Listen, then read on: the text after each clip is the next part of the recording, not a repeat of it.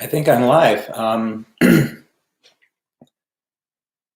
Can somebody just maybe say something in the chat just to make sure you guys can hear me?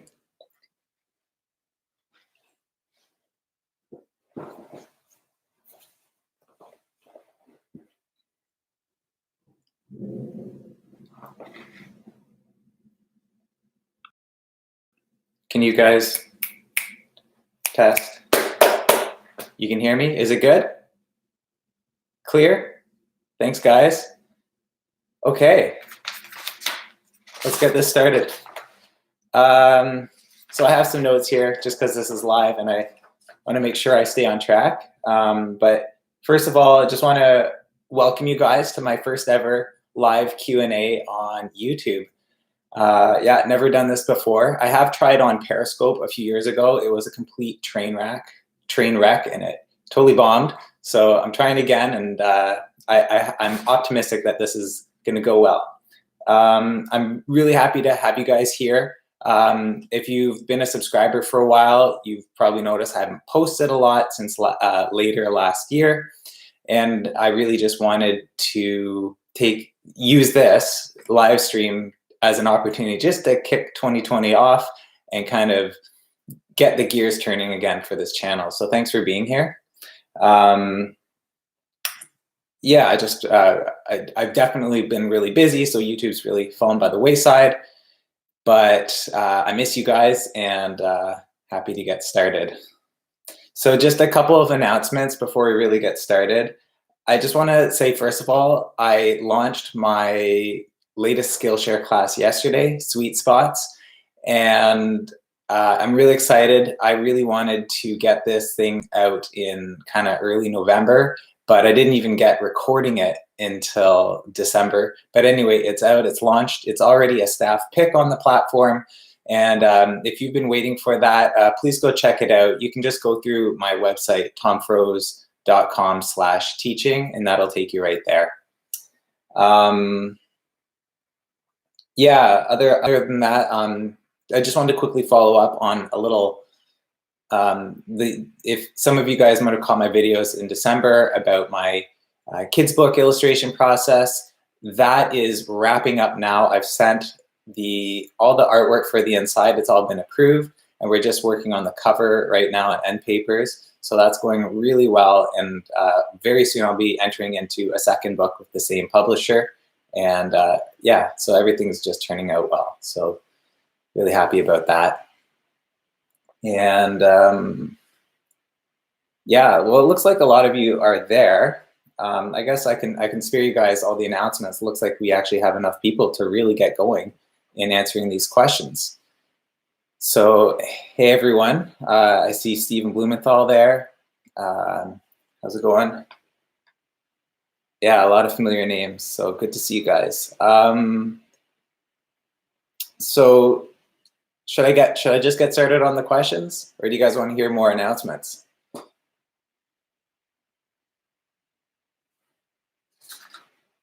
Let's do the questions.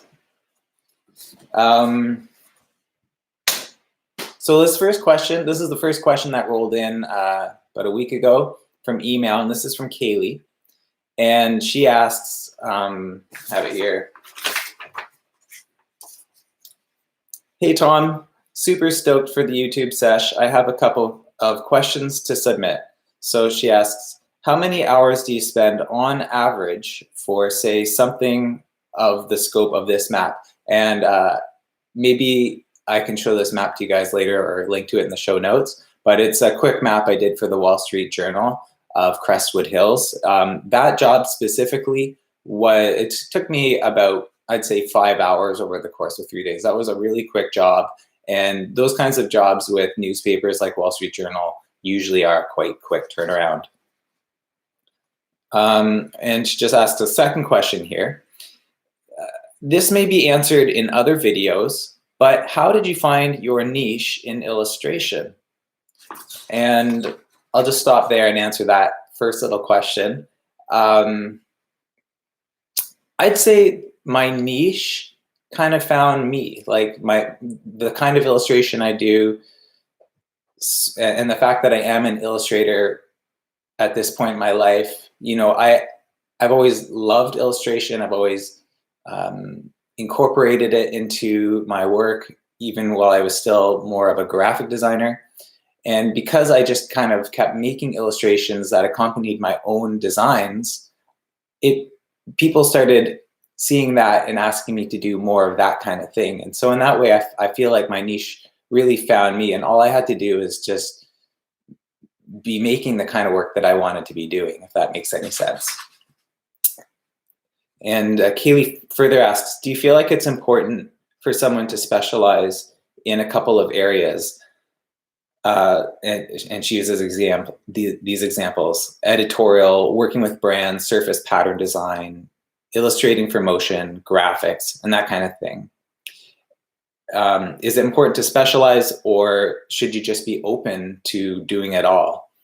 And I think that you should be open to it all, especially if you want to. I think it really is up to you. Do you want to be a specialist or a generalist? And there are both kinds of illustrators in the world, and you truly can do those. You can do one or the other. I'd say if you find doing it all becomes overwhelming, or it's watering down and you feel like a jack of all trades and a master of none, then I would say it's good to step back, take stock of the things that you're best at, and then maybe focus on those. And of course, that includes being honest about what you're not so good at. And I've definitely had to do that a lot in my own practice over the years. So Kaylee, thank you very much for your questions. She just finally asks, am I going to Icon, the conference, the illustration conference this summer? Yes, absolutely, 100%. I'm going to be there. Hope some of you guys will be there too. So thanks for your question. I'm going to move on to the next question. And this comes from Aram, I'll just say. And this comes over Skillshare, actually. And she says, I'm really grateful that I have a timely opportunity to take your online course when I'm taking baby steps to become an illustrator. Thank you so much for your inspirational works, lessons, and above all, attitude. I'll also share my project soon. Thank you. So she says, as a beginner who is getting overwhelmed to figure out which digital tool to learn first, I have a small question for you. As you used Adobe as the main working program in this course, and she's talking about sweet spots, I guess you might prefer Adobe Photoshop over Adobe Illustrator in general. If so, is there a specific reason for you to do so? Which features affect your preference? I know the general differences between them, but I'm curious how you think. So thank you for your question, Aram. And the reason I use Photoshop, and I talk about this a lot in my actual classes, is because I work a lot with digital brushes and textures and layering and blending and stuff like that. And you just really can't do that in Adobe Illustrator. And that's really what Photoshop is best at. If I had taken up illustration today, who knows, maybe I would have used Procreate for those same advantages, those same kind of features and functions. But I'm just, at this point, just so used to working in Photoshop that I can just kind of use it without thinking too much about how to use it, if that makes sense. So thank you for your questions. And okay, we're going to move on to the next question. This one comes from Tanya Stovold through here on YouTube. And she says, hello, Tom. 2 questions. How does your process differ when working at larger scale or for 3D? For example, the Incheon Airport project. How is it different from editorial? For example, do you work in vector? If so, how do you manage textures? So there's lots of questions in here, but I think overall the basic question is, when I'm working on a big project, say with 3-dimensional objects versus like a more flat editorial illustration, what is the difference in my process? And I would say the biggest thing here is, or it's like, how does your process differ? So my process differs because it's 3D, and we're talking about, so just a little bit of background here. last year I worked with a Korean design studio, and their client is Incheon Airport, I guess the main airport in Seoul, South Korea. And I ended up getting to illustrate like not just banners and flat things, but they actually like turned my illustrations, my characters with their pointy noses and high heel boots and all those kinds of things. They turned those into three-dimensional objects, which is really cool. So they made this whole little world out of my illustrations. I'd never done that before. And the biggest difference was that instead of like, let's just say there's a lot of layering and I have maybe the top of a character, like from the waist up, and then in front of this character might be a tree or another character. I wouldn't have to draw their legs, but because these are three-dimensional, I had to complete every object, and I'd say that was the biggest thing. I couldn't pull the trick of just not completing things or putting something over top of something because I didn't want to have to go into the additional detail of that person, like head to toe. So that was the biggest challenge, I think, was just thinking incomplete. My illustration tends to be very, I kind of like to mash things up and do layers, and I don't really pay attention to like, how does this thing stand behind this in three-dimensional reality? It just doesn't, I don't have to think in that way. So thinking about how to complete everything and make everything an object that could be printed and assembled and layered in physical reality, that was like the biggest challenge. And the second question from Tanya is, any advice on increasing my scope from pure editorial to working for brands or packaging? So I'd say my biggest advice is if you want to branch out and do something a lot different from what you're used to, I'd say yes and figure it out. That's really what I've had to do. And if you want to do it, just say yes, and then you're going to have to learn because a client is waiting for you to figure it out. I'd say the biggest difference between, say, editorial and then working maybe more on advertising or branding is the purpose of your artwork. I think with editorial illustration, I think you're allowed to really have an opinion in your work, and sometimes with editorial you have a lot more creative freedom. Whereas if you're working for an advertising client and they have a campaign and they need to sell their product or whatever it is, you really have to think more cooperatively with the client. And I think that raises another big difference, is that whereas in editorial illustration, you're working directly with the magazine, there's no third party, it's just you and the magazine, represented by the art director. With branding and advertising type illustration, you're working with an art director who has their own client, the company, that is spending their ad dollars. And so you're probably going to go through a lot more internal revisions. So let's just say with editorial, you have maybe 3 rounds of final art or sketches, and then anything over that you would expect to be paid more.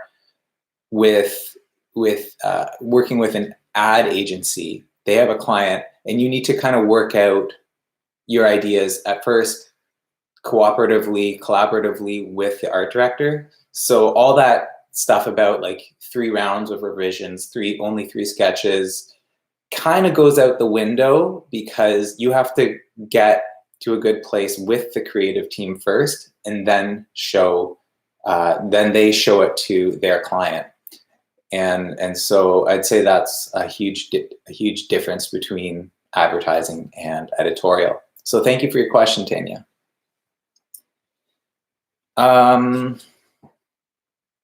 Yeah, so I'm going to turn now to the chat here, and I see some questions coming in. This one is, the first question in the chat is from Danielle Bennett. So thank you for your question. She asks, what does your routine on a regular day look like? Do you have any tips for working from home and maintaining a consistent routine or schedule?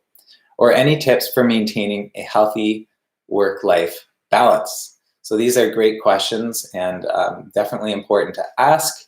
My own routine on a regular day, it's, I guess, at its best, it's not always exactly the same. But these days, I start working kind of just after breakfast. That's around 7:30, and I think, like most people, I just open my email, check my social media, and that gives me a sense of what requests are coming in, what I need to respond to. That's the easiest kind of work, is the stuff that I need to react to, rather than creating a list of things that I need to do kind of on my own initiative, if that makes any sense.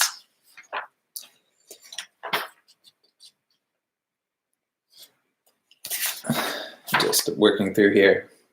Yeah, so 7:30 I wake up, or I wake up earlier, sometimes earlier than 7:30. Yeah, start checking my email, and I write a to-do list on stickies. So I use Mac OS, and there's this little app called Sticky Notes. They're just little stickies that you can write little notes to yourself. So I use those little things just as a way to like write all the tasks that I need to complete on the day. And then I get to it. Typically, I'm in my pajamas probably until 11 a.m. And then I go for a run.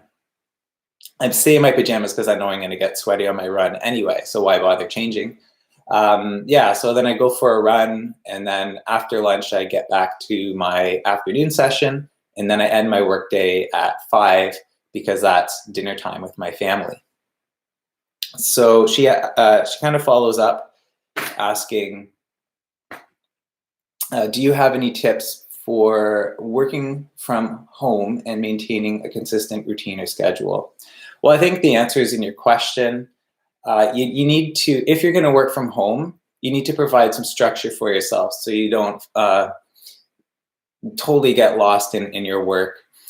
So I would recommend, first and foremost, set regular work hours. So typically, like I say that I work from 9 until 5 because that's when the rest of the world is working. And even though I kind of start my workday at 7:30, I definitely end it at 5. And this whole thing where I start my workday earlier than 9 is just because I've started running a lot more, and so I throw that run kind of just before lunch. So I make up for that by starting a little earlier. But so that's just one I guess tip is just to make sure you have a routine. It could be anything. I'd say I had some tips written down here, but I seem to have lost them. Oh, here they are. Okay, so here's another tip for working from home and staying kind of on track. Have a separate space. So this is my dedicated studio where during working hours, it's my space, and people don't interrupt me, and I don't expect to be interrupted. And I think that's really important, especially when you're doing creative work. You really need to be able to have that uninterrupted space, because I find that interruptions personally can throw me off, and it can be very frustrating. I definitely recommend that you have a time in the day when you get away from your studio, you go outside, maybe it's an exercise routine or just a walk or something like that. I don't have to go anywhere all week long. I could just hole up and stay in my studio all day long.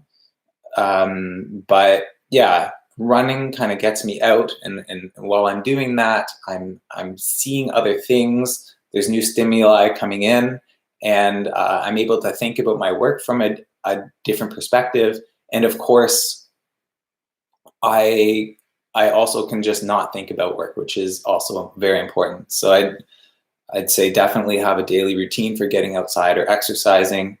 I'd say, set a blackout time for work-related stuff, email, social media. And it's different for everybody, and it's been different at different times. For me, I personally, right now, the first thing when I wake up is my blackout period for social media and email. I don't want to start my day anxious about work or worried, and I especially don't read emails from clients after let's just say I sent some sketches or final art to a client and I'm expecting an email back from them with their feedback. I will not open an email in response to that first thing in the morning, because if it's bad news, it's going to set me off for the rest of the day, and it's a bad way to wake up. So for me, I have a blackout period of those kinds of things, just between when I wake up and when I'm eating breakfast. Instead, I choose to just read a book or something like that. Maybe journal. I'm trying to get back into that, but that's really a great way to make sure that you kind of start the day with a positive mindset.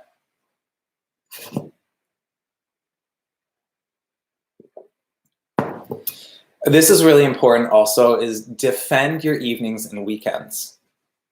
And one of the best ways of doing this is to make sure you never agree to a Monday deadline.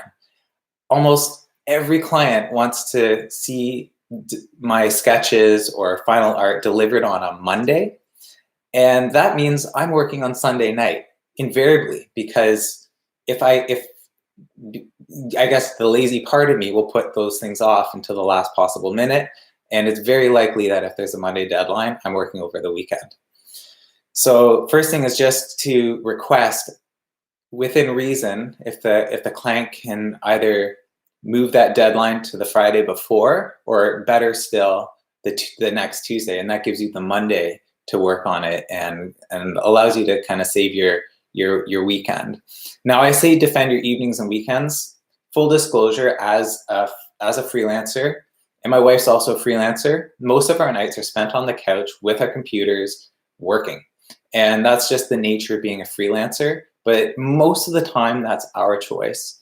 Never should a client expect you to work hours that they're not working. And that's just my opinion. So if you're working with someone and they say, can you do this for tomorrow morning? That usually means you're going to be working all night.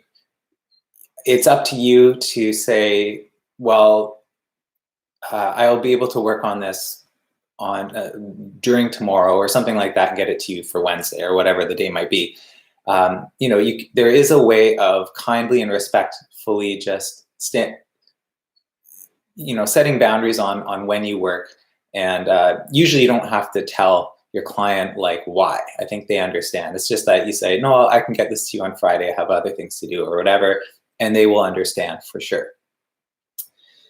And finally, I think I've already said this, have specific start and stop times for your work. I think I started with this, but yeah, as much as possible, have a specific start and stop time of your workday, and then have consistent times when you eat. So have a lunch break, and then when you stop your workday, maybe that's dinner time. It's just really important to, not just work all day. You really need to have a bit of space between periods of work. So thank you very much, Danielle, for your question. You did also ask about tips for maintaining a healthy work-life balance. And let's just see. I think my number one advice for having work-life balance is just, I think one of the biggest things that we need to get good at as freelancers is saying no. Sometimes we get a project and we feel like if we don't take it, we will miss every opportunity in the future. There's this myth of the one-time chance. And I don't think that's true.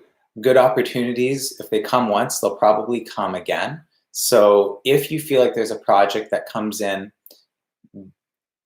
but if you take it, it's going to put you over the edge, then just say no. I think I think it's just the whole work-life balance is really a question of taking on too much work. And so do what you can to stave off excess work as much as possible. I know we all have to go through times of being overly busy and having too much to do. And sometimes that's a really positive thing. But if we make that a habit and our constant thing, after a certain period of time, it's going to wear us thin and we risk burning out. So I'll just use an example of a project that that came to me very recently, and it's with this really big branding agency in the UK, really super big and important. They have lots of big and important clients. They do great work, and they want me to do this big project. But I know that if I take it on, it's going to really put a lot of pressure on me, especially on other projects that I already have in the queue. And I know that if I take this on, it could compromise those other projects that I'm already committed to. And those other projects might actually not even pay as well as this new project. But at this point, I need to make the decision of these are I already have committed myself to these projects that are on my plate, and I need to just do my best with these, because even if I do take on this other thing, I do great with them, but I kind of fail my current clients, it's not going to go on me, and the chances are nothing I do is going to be that great, because my attention will be so divided, and my time and my energy will be so divided across all these projects. So there's a good chance that this really great opportunity that's come my way this week, there's a very good chance I'll have to say no to it. And I just have to trust that this isn't just the one-time deal. There will be more good opportunities to come my way. And in the past, that's never failed me. I've said no to many, many good opportunities, and they still come. So thank you very much for your question, Danielle. So I'm just going to see if you guys have more questions in the chat here. Next question is from Marta Quiano, and I hope I'm saying your name right. Marta asks, when you work editorial, is it through an agency? How do you recommend to start in that area? Thank you for your question. So usually working with editorial is me directly with the magazine. A lot of magazines will come directly to me rather than through my agents, in which case I have the choice of working directly with them. I've worked that out with my UK agent and my US agent. And there are times when a magazine or a newspaper will contact my agent first, and then I'll get that job through the agent, and that's okay too. I'm happy to get work however it comes. Yeah, I mean, my very first editorial assignments were always just directly with these publications. And I guess Marta asks, how do you recommend to start in editorial? I mean, if you're really just at the very beginning, there's a variety of things you can do to sort of get the gears turning. And these are really just more about self-development, personal development, working on your skills, working on your awareness. So the first, of course, is trying your hand at editorial illustrations, even though you're not being commissioned them. So find an article that interests you and try your hand at illustrating for that. And so there's that making projects yourself that you're not getting otherwise. The other thing is, of course, being a consumer of editorial illustration. Go and find work that inspires you. Find out who your favorite illustrators are, what kind of magazines they're illustrating for, and dive deep into that world. You can learn so much just by being a fan and seeing what one illustrator's reach is. So when you're I mean, my example is Paul Rand. He's a great designer illustrator from he died in the 1990s, but he's my favorite all-time illustrator. And just by studying all the things he's done and seeing he's done advertisements and book covers, and he's made entire books and kids books and stuff like that. And you can really just see how they work and how that looks in different contexts. Like, what does a Paul Rand illustration for a kid's book look like, and what does it look like when he's working for IBM or Westinghouse? And you really get a sense of the flexibility and the adaptability of illustration. But maybe more to your point, or more to the idea of editorial, you know, whose illustrations have caught your eye? Go look for more of their illustration, and then it just opens up worlds. When you start following these little rabbit trails, you end up learning and discovering, new magazines you've never heard of. You might read a biography of your favorite illustrator, and then they mention other names of people that inspired them, or their teacher that inspired them, or something like that. And you can just follow these back, and that becomes just fuel for inspiration. So I hope that answers your question. I know it was a little bit of roundabout of an answer, but really it's about nerding out. So if you want to get into editorial illustration, if you want to be an editorial illustrator, be a nerd about it, and just find and learn and consume as much as you can about it, and that will no doubt inspire you to take more steps that will further your chances of getting more into that world.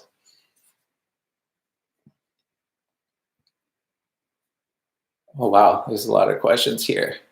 Okay, next question is from Katrina Oliveira. So she asks, I'm halfway through the new class and haven't started my project yet, but the first part is so packed with great information that I can apply it to any illustration process and not just spots. Well, I guess it's not really a question, but it is a little hype for my new class. So thanks, Katerina. I really appreciate that. Glad to hear that.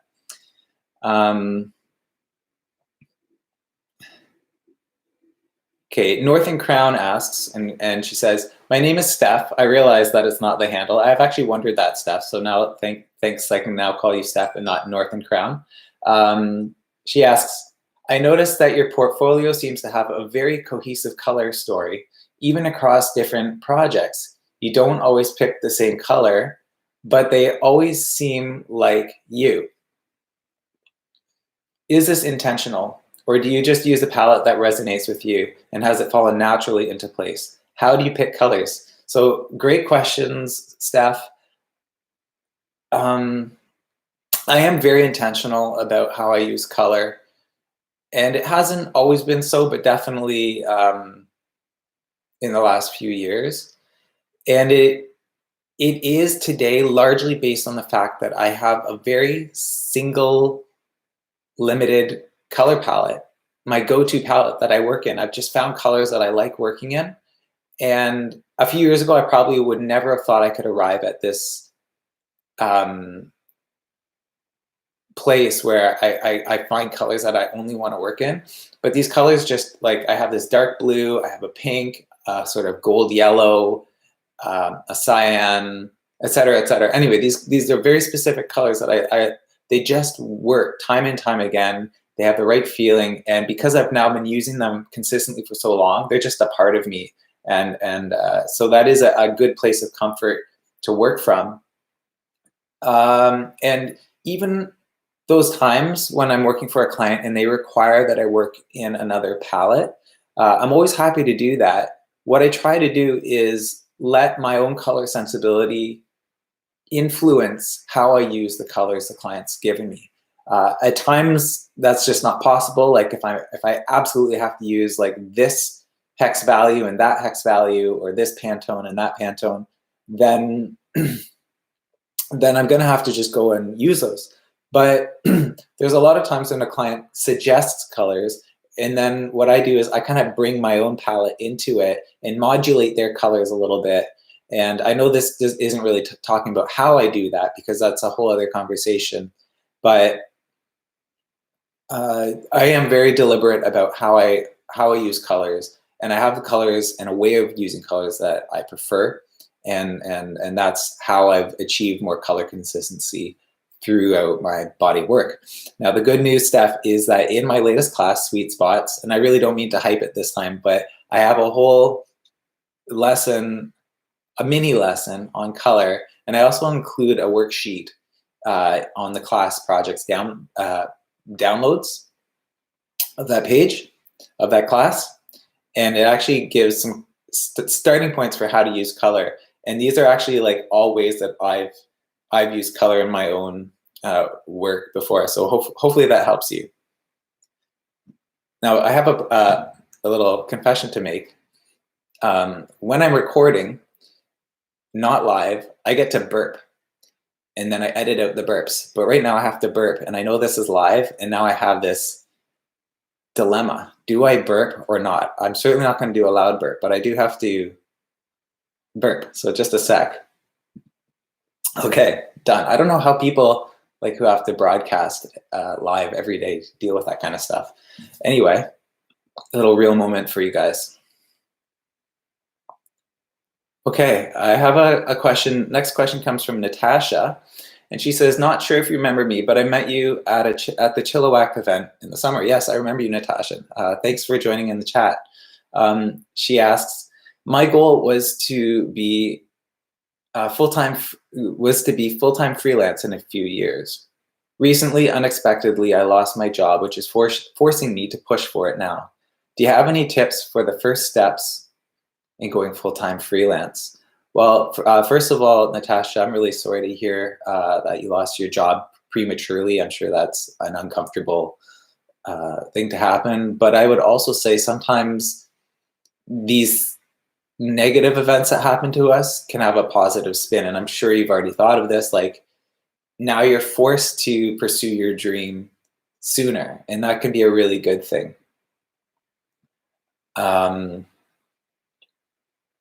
In terms of having tips for the first steps in going full-time freelance, reaching out, finding your network is really important. I'm not much of a schmoozer, but I do really value connections with people. And I'm not talking about going around and sending your business card and postcards to people and hard selling yourself. I'm actually much more about just building relationships with people based on interest, showing interest in other people, asking them questions, asking them out for coffee, even things like this, going on a live chat, asking people questions. These things are all building your network. You're making your name known to people within the illustration or creative world. And sometimes those connections just are like, the person and that's it. Other times someone remembers your name and they say, "Oh, I remember that I was talking to Natasha and she had started a freelance illustration practice a few years ago. Maybe I should see what she's up to." That actually happens. And so I was thinking about this the other day about like, how do people keep knowing about me and finding me to ask me to do more work? And that kind of, it came attached to the question of like, when does this end? When do people stop asking me to do work for them? And then I have to go get a job, like a real job. I'd say you want to multiply yourself. You want to make yourself as omnipresent as possible. And that comes in the way of making, this is advertising 101, I suppose, but you want to make yourself, get your work online, you want to share it. That's a way of multiplying yourself. There's bits of you duplicated, incarnated out there in the world. Talk to people, have conversations. That's a piece of you in that person's mind. You've been multiplied into, and that's what you really want to do is, if you're just one of you, one physical person making art in a silo where no one ever sees it, and it's all just kind of in a flat file in your room or something, or your studio or something like that, of course, it can't do anything. But once you start getting your work out there, find people who will share your work on their blog or on their Instagram account or something like that. An example is, say, They Draw and Travel or They Draw and Cook. These are Instagram accounts that showcase people illustrating in very specific themes, namely maps for They Draw and Travel and food illustration for They Draw and Cook. And they're always looking for submissions from illustrators, whether amateur or professional.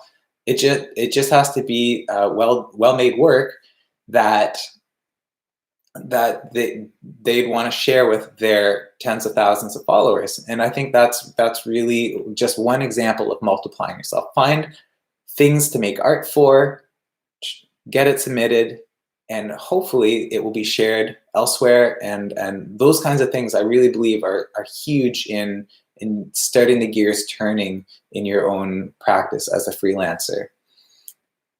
Thank you for your question, Natasha. I wish you a lot of luck as you get started in freelance. I think you'll enjoy it. I think if it's something you've wanted to do, I know being fired is a negative experience, but now you're doing it. I think that's huge. So that's awesome. Okay, next.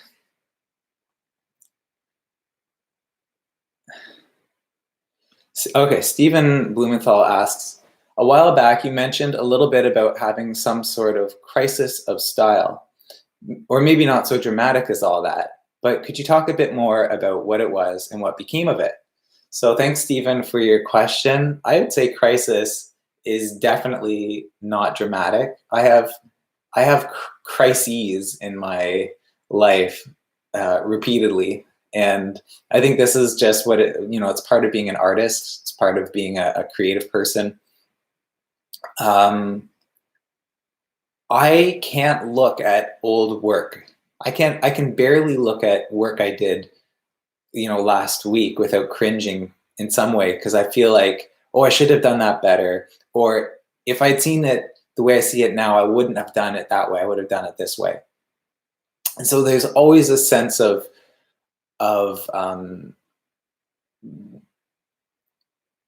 not feeling good about my work, but more to the point about having a crisis of style. I really struggled a couple years ago. It might have even been just a year ago, trying to figure out like what my thing is. Like I am a very versatile illustrator, and I definitely have a lot of different styles. Even like people will say like I have different styles, and that to me almost like is really hard to hear, because a lot of the illustrators that I look up to have such a singular way of working, and I admire their discipline. And I always use Olympia Zanioli as one of my examples. Her work is so consistent time and time again, and within her very limited way of working and her very specific style, she's able to do so much. It's very dynamic, and I envy that ability of having like this really fixed, limited palette, but then such flexibility within it. I've just over the last year, maybe over the last year, I've really come to terms with the fact that I'm not Olympia Zanioli. I'm not whoever it is that I admire. I'm me. Like the way I make and the variety within what I'm making is what it is. And even still, people recognize that there's a me-ness about it, someone earlier up said that my sense of color is always very sort of Tom Froze, and that means the world to me. And I after hearing that repeatedly over and over again, I just trust that no matter what I make, it's, as long as I'm thinking about it and I'm intentional, it's first of all going to work as intended. So the client is paying me to make a certain kind of illustration, to do a certain kind of function. And if they're happy, I can be happy as well. But in terms of the style, like whatever I'm doing is working, and there's definitely room for improvement, and there's definitely ways that I always want to make my work tighter and tighter and tighter. And I do believe that on the whole, it is getting better. But yeah, it's working, and that sense of immediate crisis for me right now of like not having a really tight style has sort of tapered. It's kind of settled down, and I'm becoming more comfortable in the variety within my work, and I feel good about that.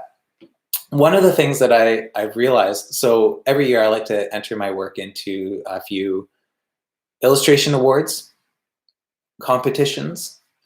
And I've noticed that most of the work that I submit are outliers. So I have my kind of go-to editorial style. Say you might, what you might find in GQ France, and then I make a lot of maps in a very specific style. But then every now and then I'll go out on a limb and try something new. Like last year, I did some portraits for Heller magazine using a technique that I don't usually use for editorial magazines. It's a lot more kind of detailed and inky and physical media involved. And I submitted that as one of my entries for the Communication Arts Awards recently, just for instance. And that poster behind me, actually, this red Glen Gold poster, that also is an outlier. I mean, it has marks of my style, marks of me, like has my lettering style, but as a whole, it's an outlier. And that won an award a couple years ago, or last year. And I don't know, I guess there's something to that. Like it's okay to have different styles and okay to branch out and try new things. And sometimes it's like so beneficial that other people notice as well. And so that's kind of just an example. So I appreciate your question, Stephen. I hope that answers it. Okay, so we have about 15 minutes more. I'm going to try and wrap this up at 10, so we'll have a nice solid hour. I'm going to just move on to Seaman's question here after a sip of coffee. And maybe a burp. Seaman asks, what is the best advice for someone who feels that they are stuck in a certain style and wants to improve it and reinvent it? Well, Seaman, I guess I kind of touched on that in the last question. Maybe I'll finish the rest of your question here because there is a second part. What is the best advice for someone who feels that they are stuck in a certain style and wants to improve and reinvent it, especially when you have a portfolio that is represented in that style? And how to start steering clients towards that new style when you find it? That's a really tricky thing and a very good question. Oh, here comes the burp. Okay.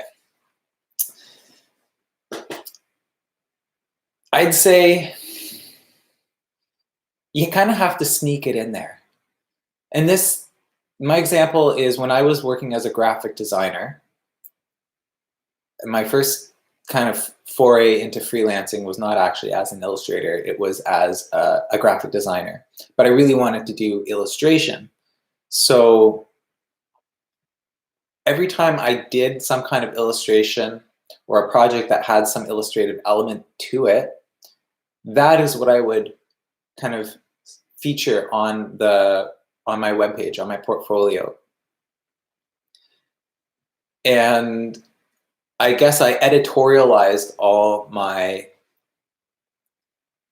work to kind of look more in my illustration style or in the vein of illustration. And by doing that, I was presenting to viewers, to my audience, I was signaling that I'm an illustrator. And eventually, that yielded more requests for illustration rather than design. Fast forward to today, I don't ever get asked to do design anymore. I only get asked to do illustration. So in terms of shifting from one style to another, it might be kind of like that. Like, I think at first your new style, whatever that style is that you want to explore, It might just have to be a sidecar to your main motorcycle, if that makes sense. You know, if you have your engine running and people are coming to you for your current style, don't stop doing that right away, because you have a viable product that people are buying. And so that's important, just to keep running, especially if you don't have people actually looking for that new work, that new style. But as you start to develop that, and you get enough that proves that you're good also in this other way of working, then you can say set up maybe an extra page on your website, or even a new Instagram account featuring only that kind of work, to give it a little bit of a life of its own without getting in the way of what people know you for today. But eventually you kind of make that shift, or you start presenting that new style more as your main thing that you do. And then at a certain point, you're only doing that work. And it's kind of just a period of transition where that's happening. And you might even find ways of integrating new ways of working, new style, into your old way, so that there's actually kind of like a seamless transition from the way you're working now and the way that you might be working in a few years, or in a way that you envision working in that's different today. So I hope that helps answer your question. I know that there's this just little bit here where you ask about steering clients toward the new style when you find it. I think it's going to be more that new clients will come to you that discovered you for your new style, rather than saying, I know you came to me for, you know, let's just say you work in like geometric vector illustration, but now I'd really like to handle this in a much more organic and painterly way. They probably will resist that, because that's not what they know you for. That being said, there are opportunities with some clients that are more open and flexible. Maybe keep your radar detectors open and sense what clients might be open for a little bit of something different. And that's often an editorial illustration, because, you know, these things are short-lived. You do it in the magazine or the newspaper, and then it's, you know, on to the next issue. And maybe an art director is willing to work in that style. And if you want to persuade them of that style before working, maybe show them examples of what you mean. And that should, like, I've had to do this in some cases where a client has locked into like a style of mine that I did a few years ago that I don't want to do, and I'll show them kind of images of what I'm doing now, and they'll see, and I'll just use those, say like, this is kind of like where I'm at now. You know, if there's a way of just kind of like pushing the direction a little bit toward this, then that would be great. And usually in that case, if you're showing proof of how you work, the client will be more on board. So thank you for your question, Seaman. I hope that helps. I see some encouragements to burp anyway, so I appreciate that. Okay. There's just one more question that I'll answer, and then we'll wrap up. And so this comes again from Steph/North and Crown. She says, any visual inspiration, illustration, design book recommendations not mentioned in your past Skillshare classes? I know you love Miroslav Sasek, for example. So this is a good question. I like sharing things that I love. I can't get enough of Paul Rand. I have a lot of his books. He does so many different, he's made so many different kinds of things. So his kids' books are wonderful. My favorite book of his is called Sparkle and Spin. And that's just really delightful, charming. And then he's insanely smart, intelligent about in his writing and thoughts about design and about the design process and managing clients and stuff like that. You think that would be very boring to read, but he writes with such vigor and spicy. Like, he's just so like passionate. So a good book to read would be, I'm just looking at my shelf here.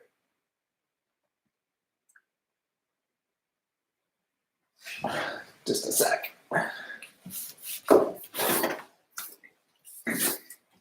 Okay. Two great Paul Rand books. a designer's art. If you're in the creative sphere, whether you're a designer or an illustrator, this book is an essential book. It just has so much inspiration in it. I think Paul Rand's advice and work is so timeless. And then I just got this for Christmas. This is Design, Form, and Chaos, and it's really just a continuation of a designer's art. So these are super amazing books, super inspiring. In terms of other illustration or book references, there's just so many. I might have to get back to you on that because I feel like I'll just get stuck on which ones. But anyway, I'm gonna just wrap up now and say thank you so much, guys, for joining this live chat. Burps and all, I think it went well, better than I hoped it would. And yeah, just thanks for your questions and thanks for being here. I did not figure out how to wrap this thing up, but I'll just say that's that. And maybe if you guys like this, let me know in the comments, and we'll do it again. Maybe we'll do this monthly because I had a lot of fun. So I guess, yeah, have a great week, and I'll see you guys later. All right, bye-bye.